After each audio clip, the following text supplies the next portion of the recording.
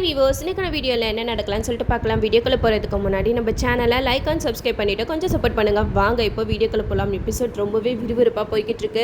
இந்த சைடை நம்ம ரித்திகா ஜமுனாவை வீட்டுக்கு கூப்பிடுறாங்க. அம்மா அயலி பண்ணுறதெல்லாம் கொஞ்சம் கூட சரியே இல்லை. அவள் யார் என்னை அதிகாரம் பண்ணுறதுக்கு? அவள் இந்த வீட்டில் இருக்கிறதே எனக்கு பிடிக்கல. தயவு செஞ்சு அவகிட்ட ஏதாவது சொல்லி இந்த வீட்டை விட்டு துரத்துங்க அப்படின்னு சொல்லியிருப்பாங்க.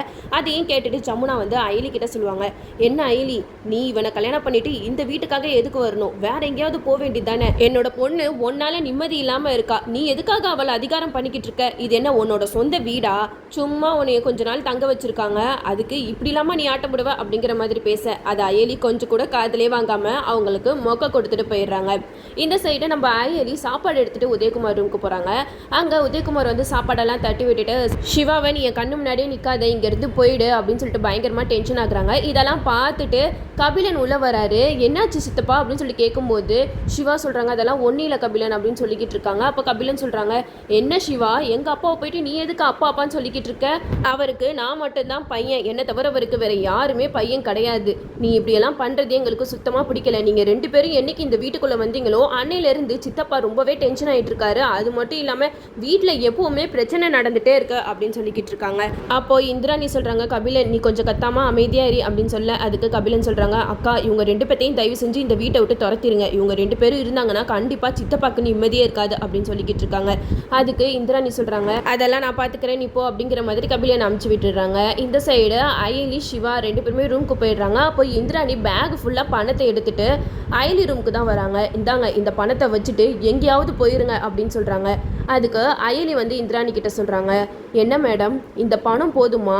எங்களுக்கு தேவை உண்மையான அன்பு பாசம் மட்டும்தான். சிவாவுக்கு அவங்க அப்பா வாயால இருந்து இவன் தான் தன்னோட பையன் அப்படிங்கிற விஷயத்த சொல்லிட்டாலே போதும், நாங்கள் ரெண்டு பேருமே இந்த வீட்டை விட்டு கிளம்பிடுறோம். அது மட்டும் இல்லாமல் எங்களுக்கு தேவையானது இந்த சொத்தோ பணமோ எதுவுமே கிடையாது. இத்தனை வருஷமா தான் அப்பாவை பிரிஞ்சிருந்த சிவாவுக்கு அவங்க அப்பாவோட பாசம் கிடைச்சிட்டாலே போதும். நீங்கள் என்ன நினச்சிக்கிட்டு இருக்கீங்க எங்களை பற்றி? நாங்கள் என்ன இந்த சொத்துக்கு ஆசைப்பட்டா இந்த வீட்டுக்குள்ளே வந்திருக்கோம்? அப்படியெல்லாம் இல்லை மேடம், எங்களுக்கு தேவை சிவாவுக்கு நியாயம் கிடைக்கணும். சிவாவோட அப்பா உதயகுமார் சார் தான் அப்படின்னு சொல்லிக்கிட்டு இருக்காங்க. இதை கேட்டதுமே இந்திராணிக்கு செம்ம கோவம் வருது. நிறுத்து அயலி, நீ ரொம்ப ஓவராக பேசிக்கிட்டு இருக்க. என் சித்தப்பாவை பார்த்து தான் நான் எல்லா விஷயத்தையுமே கற்றுக்கிட்டேன். ஆனால் இப்போ என்கிட்டே எங்கள் சித்தப்பாவை பற்றி இப்படியெல்லாம் சொல்லிக்கிட்டு இருக்கீங்க. உங்களெல்லாம் இவ்வளோ நேரம் வீட்டில் நிற்க வச்சு பேசுகிறதே தப்பு. இந்த பணத்தை எடுத்துகிட்டு எங்கேயாவது ஓடி போயிருங்க அப்படின்னு சொல்கிறாங்க. அதுக்கு அயலி சொல்கிறாங்க, மேடம் எங்களுக்கு இந்த பணம்லாம் தேவையில்லை. மதிப்பில்லாத பொருளெல்லாம் எங்ககிட்ட கொண்டு வராதிங்க. எதுக்கு மதிப்பு இருக்கோ அதை மட்டும் எங்ககிட்ட கொண்டு வாங்க அப்படிங்கிற மாதிரி அயலி சொல்கிறாங்க. இவங்க ரெண்டு பேருமே பேசிக்கிட்டு இருக்கிறத ரித்திகா தூரத்துலேருந்து பார்த்துறாங்க. ஓஹோ, எதுக்காக இந்திராணி அயலி இந்த வீட்டில் தங்க வச்சுருக்காங்கன்னு இப்போ தானே எனக்கு புரியுது. இந்த விஷயத்தை எப்படியாவது அத்தைக்கிட்ட போய் சொல்லணும் அப்படின்னு சொல்லிட்டு குடுகுடுன்னு ஓடி போய் செல்வராணி கிட்ட சொல்கிறாங்க, அத்தை உங்ககிட்ட நான் ஒரு முக்கியமான விஷயம் சொல்லணும். இந்த இந்திராணி என்ன பண்ணிக்கிட்டு இருக்காங்க தெரியுமா? பேகு ஃபுல்லாக பணம் நிறையா எடுத்துகிட்டு போயிட்டு அயலிக்கிட்டையும் சிவா கிட்டையும் கொடுக்குறாங்க. இப்படியே வீட்டில் இருக்கிற பணம் எல்லாத்தையுமே இறக்கப்பட்டு எல்லாத்துக்குமே கொடுத்துட்டு இருந்தாங்கன்னா அப்போ நம்மளுக்கு எதுவுமே இருக்காது அப்படிங்கிற மாதிரி ரித்திகா வந்து செல்வராணி கிட்ட சொல்கிறாங்க. அப்போ செல்வராணி சொல்கிறாங்க, இதெல்லாம் உனக்கு எப்படி தெரியும் அப்படின்னு சொல்லும்போது ரித்திகா சொல்கிறாங்க, அவங்க பணத்தை எடுத்துகிட்டு போனதை நான் என் ரெண்டு கண்ணால் பார்த்தேன் அப்படின்னு சொல்லிக்கிட்டு இருக்காங்க. அப்போது ரித்திகா சொல்கிறத அங்கே இருக்கிறவங்க எல்லாருமே கேட்டுட்டு இதுக்கெல்லாம் ஒரு முடிவு கட்டணும். நான் கூட எல்லாத்தையுமே இந்திராணி பொறுப்பாக பண்ணுறா அப்படின்னு நினச்சிக்கிட்டு இருந்தேன். ஆனால் இந்த மாதிரியெல்லாம் பணத்தை தூக்கி கண்டவங்களுக்குலாம் கொடுக்கறதுக்கா என் புருஷன் சம்பாதிக்கிறாரு அப்படின்னு சொல்லிட்டு செல்வராணி இதை நான் தட்டி கேட்க போகிறேன் அப்படின்னு சொல்லிட்டு போய்கிட்டு இருக்காங்க. அந்த இடத்துல சிவா வந்து இந்திராணி கிட்ட பேசிக்கிட்டு இருக்காங்க, இங்கே பாருங்க அக்கா, எனக்கு கொஞ்ச நாள் டைம் கொடுங்க. உதயகுமார் சார் தான் என்னோட அப்பா அப்படிங்கிறத நான் நிரூபிச்சுட்டு இந்த வீட்டை விட்டு நான் போயிடுவேன்.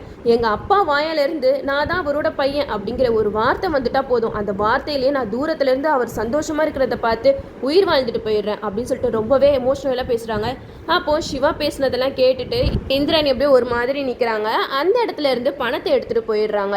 அப்போது செல்வராணி இந்திராணி கிட்ட கூப்பிட்டு கேட்குறாங்க, என்ன இந்திராணி உன் மனசில் நினச்சிக்கிட்டு இருக்க அப்படி சொல்லிட்டு கேட்க, அதுக்கு இந்திராணி சொல்கிறாங்க, என்ன சித்தி சொல்கிறீங்க, எனக்கு ஒன்றுமே புரியல, புரிகிற மாதிரி சொல்லுங்கள் அப்படின்னு சொல்கிறாங்க. அதுக்கு செல்வராணி சொல்கிறாங்க, நீ எதுக்காக பேக் ஃபுல்லாக பணத்தை எடுத்துகிட்டு போயிட்டு அயலி சிவா கிட்ட கொடுத்த அப்படின்னு சொல்லிட்டு கேட்குறாங்க.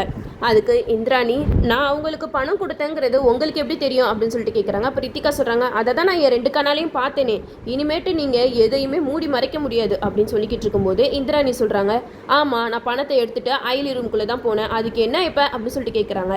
அப்போ ரித்திகா சொல்கிறாங்க, பார்த்தீங்களா அத்தை, நான் சொன்னேன்ல இவங்க இருக்கிற பணத்தெல்லாம் தூக்கி எல்லாருக்கிட்டையுமே கொடுத்துருவாங்க போல அப்படிங்கிற மாதிரி சொல்லிக்கிட்டு இருக்காங்க. அப்போ இந்திராணிக்கு செம கோவம் வருது. ஸ்டாப் இட் ரித்திகா, நான் என்ன சொல்ல வரேன்ட்டு முழுசாக கேட்டுட்டு பேசுங்க அப்படின்னு சொல்கிறாங்க. அதுக்கு செல்வராணி சொல்கிறாங்க, என்னம்மா இந்திராணி, உன்கிட்ட தானே எல்லா பொறுப்பும் இருக்குது, நீ ரொம்ப பொறுப்பாக இருப்பேன்னு பார்த்தா இப்படி எல்லாத்துக்குமே பணத்தை தூக்கி கொடுத்தனா அப்புறம் என்னம்மா ஆகுறது அப்படிங்கிற மாதிரி கேட்குறாங்க. அதுக்கு இந்திராணி சொல்கிறாங்க, இங்கே பாருங்க சித்தி, நீங்கள் தப்பாக புரிஞ்சுக்கிட்டீங்க. நான் பணத்தை எடுத்துகிட்டு போனது உண்மைதான். ஆனால் அந்த பணத்தை எதுக்காக எடுத்துகிட்டு போன தெரியுமா? சிவா கிட்ட சொல்லி இந்த பணத்தெல்லாம் பேங்க்கில் டெபாசிட் பண்ணுறதுக்காக தான் இந்த பணத்தை கொடுத்தேன். இதில் என்ன சித்தி தப்பு இருக்குது அப்படிங்கிற மாதிரி கேட்டோன்னே செல்வராணி கொஞ்சம் நேரம் யோசிக்கிறாங்க. சுச்சோ, நம்ம தான் தேவையில்லாமல் வார்த்தையெல்லாம் விட்டுட்டோமா அப்படின்னு சொல்லிட்டு செல்வராணி சொல்கிறாங்க, ஓ அப்படியாம்மா, எனக்கு இந்த விஷயம் தெரியாது, ரித்திகா பேச்சு கேட்டு நான் இந்த மாதிரிலாம் பண்ணிட்டேன் அப்படின்னு சொல்லிக்கிட்டு இருக்காங்க. அதுக்கு இந்திராணி சொல்கிறாங்க, நான் வந்து சிவா கிட்ட பணத்தை கொடுத்து பேங்க்கில் போட சொன்னேன். அவங்க வந்து இல்லை எங்களுக்கு வேலை இருக்குது, எங்களால் போட முடியாதுன்னு சொல்லிட்டு பணத்தை திருப்பி என்கிட்டயே கொடுத்துட்டாங்க. அந்த பணம் இப்போ என்னோட ரூமில் தான் இருக்குது, நீங்கள் வேணால் போயிட்டு செக் பண்ணி பார்த்துக்கோங்க அப்படிங்கிற மாதிரி சொல்கிறாங்க. இதெல்லாம் கேட்டுட்டு செல்வராணிக்கு ஒன்றுமே புரியல. இந்த ரித்திகா பேச்சை கேட்டுட்டு தேவையில்லாமல் இந்திராணியை வேற இப்படி சொல்லிட்டோமே அப்படின்னு சொல்லிட்டு ஒரு மாதிரி யோசிச்சுட்டு இருக்காங்க. அப்போது ரித்திகா சொல்கிறாங்க, இங்கே பாருங்க அத்தை, இனிமேட்டு நீங்கள் சும்மா இருக்காதீங்க, இவங்க பண்ணுறதெல்லாம் தட்டி கேட்கலன்னா கண்டிப்பாக இவங்க நம்மளை மொட்டையாக்கி விட்டுருவாங்க அப்படிங்கிற மாதிரி சொல்ல.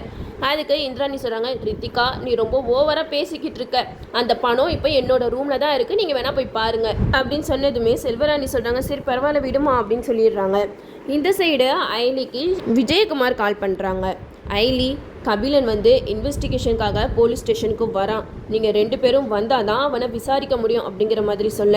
இதை கேட்ட ஐலி சொல்கிறாங்க, சரி சார், நாங்கள் வந்து எப்படியாவது சொல்லிட்டு வரோம் அப்படின்னு சொல்லிட்டு ஃபோனை வச்சிடுறாங்க. சிவா கிட்ட சொல்கிறாங்க, சிவா கபிலன் ஸ்டேஷனுக்கு வரானா, இந்த நேரத்தில் நம்ம இங்கே இருந்தால் சரிப்பட்டு வராதுவா, நம்ம 2 பேரும் போய் சொல்லிட்டு இங்கேருந்து கிளம்பி போவோம் அப்படின்னு சொல்கிறாங்க.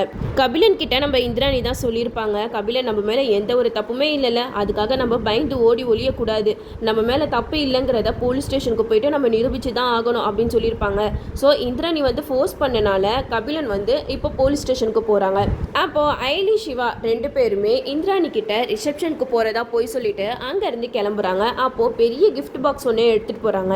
அப்போது செல்வராணி அந்த கிஃப்ட் பாக்ஸை பார்த்துட்டு இதுக்குள்ளே பணம் இருக்குமோ, ஒருவேளை இந்திராணி ஓப்பனாக பணத்தை கொடுத்து விடாமல் இந்த பாக்ஸ்க்குள்ளே பணத்தை கொடுத்து விடுறாளோ அப்படின்னு சொல்லிட்டு சந்தேகப்படுறாங்க.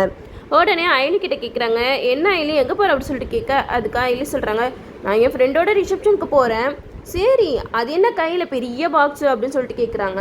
இதில் கிஃப்ட் இருக்குது, என் ஃப்ரெண்டுக்கு கிஃப்ட் பண்ணுறதுக்காக நான் கிஃப்ட் கொண்டு போகிறேன், இதில் என்ன தப்பு இருக்குது அப்படிங்கிற மாதிரி கேட்குறாங்க. அப்போது இந்திராணி சொல்கிறாங்க, என்ன சித்தி எதுக்கு எடுத்தாலும் சந்தேகப்படுவீங்களா, அதில் ஒன்றும் இல்லை, கிஃப்ட்டு தான் இருக்குது, அவங்க 2 பேர்த்தையுமே ரிசப்ஷனுக்கு போக விடுங்க, டைம் ஆகுது, ஐலி சிவா நீங்கள் 2 பேரும் கிளம்புங்க அப்படிங்கிற மாதிரி 2 பேரையும் அமுச்சு விட்டுடுறாங்க. இவங்க 2 பேர் மேலேயும் சந்தேகப்பட்டு இவங்கள ஃபாலோ பண்ணுறதுக்காக வீட்டில் இருக்கிற டிரைவரை அவங்க எங்கே போகிறாங்க, அவங்க கையில் என்ன இருக்குது, யார்கிட்ட கொடுக்குறாங்க அப்படிங்கிறத ஃபாலோ பண்ணுங்க அப்படின்னு சொல்லிடுறாங்க. அந்த டிரைவரும் ஐலி சிவா 2 பேருமே போகிற இடத்த ஃபாலோ பண்ணிக்கிட்டு இருக்காங்க. இப்போ அந்த டிரைவர் ஃபாலோ பண்ணுறதை பார்த்தா சிவா ஐலி 2 பேருமே போலீஸ் ஸ்டேஷனுக்குள்ளே போகிறத அந்த டிரைவர் பார்த்துட்டு செல்வராணி கிட்ட சொல்லிட்டாங்கன்னா கண்டிப்பாக செல்வராணிக்கு டவுட் வரும். என்ன ரிசப்ஷனுக்கு போகிறேன்னு போய் சொல்லிட்டு இப்படி ஏதோ போலீஸ் ஸ்டேஷனுக்கு போயிட்டுருக்காங்க, ஒன்றும் புரியலையே அப்படின்னு சொல்லிட்டு அவங்களும் மண்டையை போட்டு பிச்சுப்பாங்க. அது மட்டும் இல்லாமல் இப்போ கபிலன் வந்து போலீஸ் ஸ்டேஷனுக்கு வந்துட்டா சிவா ஐலி 2 பேருமே மடக்கி பிடிச்சி அவங்கள விசாரிக்கிற விதத்தில் விசாரிச்சாங்கன்னா கண்டிப்பாக உண்மை எல்லாமே வெளியில் வரும். ஐலி சிவா 2 பேருக்குமே நியாயம் கிடைக்குதா என்னன்றதை நம்மளும் வெயிட் பண்ணி பார்ப்போம். ஓகே வீவர்ஸ், இந்த வீடியோ உங்களுக்கு பிடிச்சிருந்தா லைக் பண்ணுங்கள், மறக்காமல் நம்ம சேனலை சப்ஸ்கிரைப் பண்ணிடுங்க.